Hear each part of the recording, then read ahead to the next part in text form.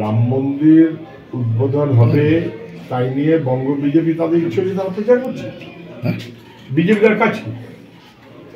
মানুষের জীবন জীবিকা, লেখাপড়া, শিক্ষা, ভবিষ্যৎ, দেশ কিভাবে চলবে এই নিয়ে তোদের কোনো আগ্রহ নেই? রামনবমী, হনুমান জয়ন্তী এই নিয়ে চলবে। মোদীজির এক এক সময় এক এক রকম পোশাক, এক এক রকম অবতারের মতো, ওইটা নিয়েই বিজেপি। মানুষের সঙ্গে কোনো সম্পর্ক নেই। যার বিশ্বাস তার, অনেকে বিশ্বাস করেন, অনেকে বিশ্বাস করেন না, যার বিশ্বাস অনুযায়ী চলবেন। কিন্তু ধর্ম অথবা তার অনুষঙ্গকে রাজনীতির লাভের জন্য ব্যবহার করাটা বেঠিক এবং কখনোই গ্রহণযোগ্য হতে পারে না।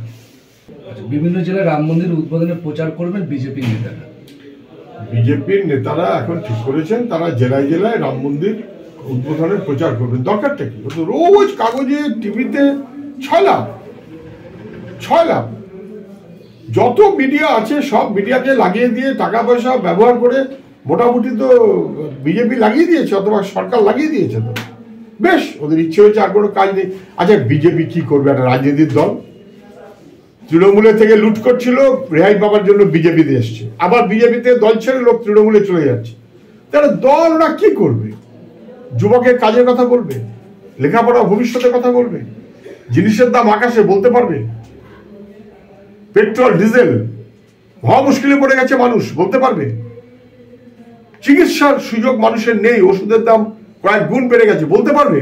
কিছু একটা বলতে দিন, আর কিছু না বলবে রাম আমাদের সবাইকে সুস্থ করে দেবে, কেননা মোদী আমাদের কোনো কাজ করেনি।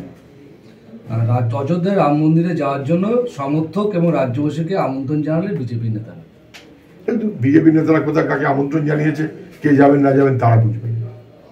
যার ইচ্ছে হবে তিনি যাবেন। ট্রেন থাকলে টিকিট কাটবেন, টিকিট কেটে পয়সা থাকলে প্লেনে করে চলে যাবেন, কদিন থাকবেন, ঘুরবেন ফিরবেন। বিজেপি নেতাদের যাদের যাদের ইচ্ছা তাদের নিয়ে যাবেন, তাতে আবার আপনার কি আসলো গেল? মানুষের এসব ব্যাপারে খুব আগ্রহ আছে বলে আমি মনে করি না। যার বিশ্বাস তার আগ্রহ, যার বিশ্বাস নেই তার আগ্রহ নেই, আমার আগ্রহ নেই।